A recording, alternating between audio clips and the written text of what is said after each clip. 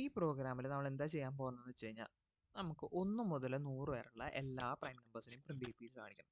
അപ്പോൾ നമുക്ക് ബേസിക് ആയിട്ട് 1 മുതൽ 100 വരെ എന്ന് പറയുമ്പോൾ നമ്മൾ എങ്ങനെയാണ് പ്രിന്റ് ചെയ്യിപ്പിക്കുക? വെറുതെ നമ്പർ പ്രിന്റ് ചെയ്യിപ്പിക്കണമെങ്കിൽ നമ്മൾ ഫോർ ലൂപ്പ് ഉപയോഗിച്ചിട്ട് ഇവിടെ 1 ഇടും, ഇവിടെ 100 ഇട്ടിട്ട് നമ്മൾ ജസ്റ്റ് ഒരു പ്രിന്റ് സ്റ്റേറ്റ്മെന്റ് മാത്രം കൊടുക്കും. ഇത്രയാണ് നമ്മൾ എന്ത് ചെയ്യിപ്പിക്കുള്ളൂ? 1 മുതൽ 100 വരെ പ്രിന്റ് ചെയ്യിപ്പിക്കാൻ വേണമെങ്കിൽ ചെയ്യാം. പക്ഷേ നമുക്ക് ഇവിടെ എന്താ പ്രൈം നമ്പേഴ്സും കൂടി ചെക്ക് ചെയ്യണം, പ്രൈം ആണോ എന്നും കൂടി ചെക്ക് ചെയ്യണം. അതിനാണ് നമ്മളിവിടെ ഇഫ് കണ്ടീഷൻ വെച്ചത്. പ്രൈം ആണെങ്കിൽ മാത്രമാണ് അപ്പോൾ എന്തുണ്ടാവുള്ളൂ? ആ നമ്പർ പ്രിന്റ് ചെയ്യുള്ളൂ. ഇപ്പം ഞാനിപ്പോൾ ഇവിടെ തൽക്കാലം 50 എന്നാണ് കൊടുത്തു വന്നത്. കാരണം എന്താ വെച്ച് കഴിഞ്ഞാൽ ഇതിൽ 100 വരെ ഒന്നും പോയില്ല. അപ്പോൾ തൽക്കാലത്തിന് വേണ്ടി മാത്രമാണ് 50 കൊടുത്തത്. നിങ്ങൾ ചെയ്യുമ്പോൾ 100 + 1 എന്ന് കൊടുക്കുക. ക്വസ്റ്റ്യനിൽ എങ്ങനെയാണോ അതിന് ബേസ് ചെയ്തിട്ടാണ് കൊടുക്കേണ്ടത്. ഇപ്പം ഞാനിപ്പോൾ ഇവിടെ സിംപ്ലിസിറ്റിക്ക് വേണ്ടിയിട്ടാണ് ഇവിടെ 50 എന്ന് കൊടുത്തത്. നിങ്ങളിവിടെ 100 എന്നാണ് ഇടേണ്ടത്. ഇനി ഇതിൻ്റെ വർക്കിംഗ് കാണിച്ചു തരാം. നമ്മൾ ജസ്റ്റ്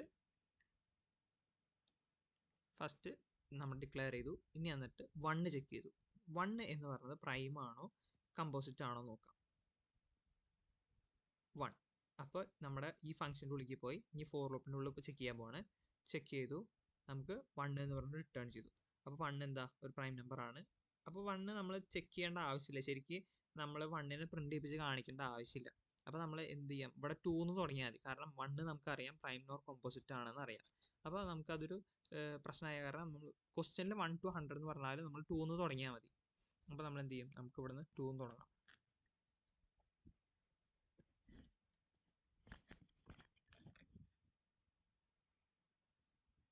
അപ്പോൾ ജസ്റ്റ് ഇങ്ങനെ നോക്കിയാൽ മതി.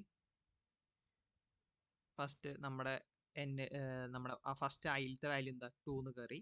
അപ്പോൾ ഇനിയിപ്പോൾ 2 എന്ന് പറയുന്നത് പ്രൈം ആണോ ചെക്ക് ചെയ്യാൻ പോവാം.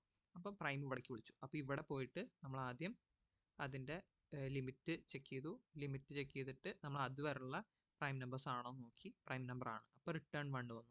റിട്ടേൺ 1 വന്നപ്പോൾ എന്തായി? ഇതിനെ തിരിച്ച് ഫോർ ലൂപ്പിലേക്ക് ഇഫ് ലൂപ്പിലേക്ക് ഇഫിൻ്റെ കണ്ടീഷനിലേക്ക് കടന്നു. ഐ പ്രിന്റ് ചെയ്യിപ്പിച്ച് കാണിച്ചു.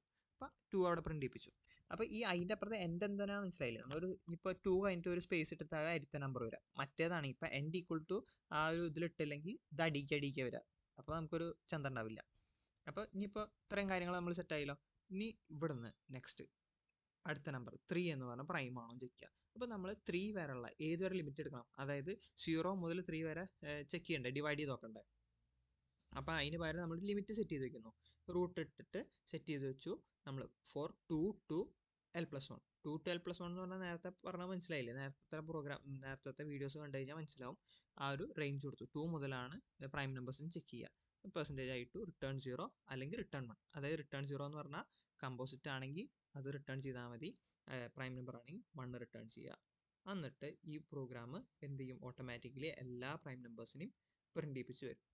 വേണ്ട, ഇത്രയും പ്രൈം നമ്പേഴ്സ് ആണ് എന്ത് 50 വരെയുള്ള നമ്പറിൽ ഇത്രയും പ്രൈം നമ്പേഴ്സ് ആണ് ഉള്ളത്. 2, 3, 5, 7. അപ്പോൾ നമ്മൾ 1 എന്ന് പറഞ്ഞ സാധനം കൂട്ടിക്കഴിഞ്ഞാൽ അപ്പോൾ അതൊരു തെറ്റായിട്ട് വരില്ലേ? അപ്പോൾ നമ്മൾ ഇത്രയും കാര്യങ്ങൾ ചെയ്താൽ മതി. അപ്പോൾ ഈ വീഡിയോ കാണുന്നതിനായിട്ട് മുമ്പ് മറ്റ് വീഡിയോസ് ഒന്ന് കണ്ടിട്ട് ഇത് കണ്ടു നോക്കുക. അപ്പോൾ നമുക്ക് ഒന്നുകൂടി മനസ്സിലാവും.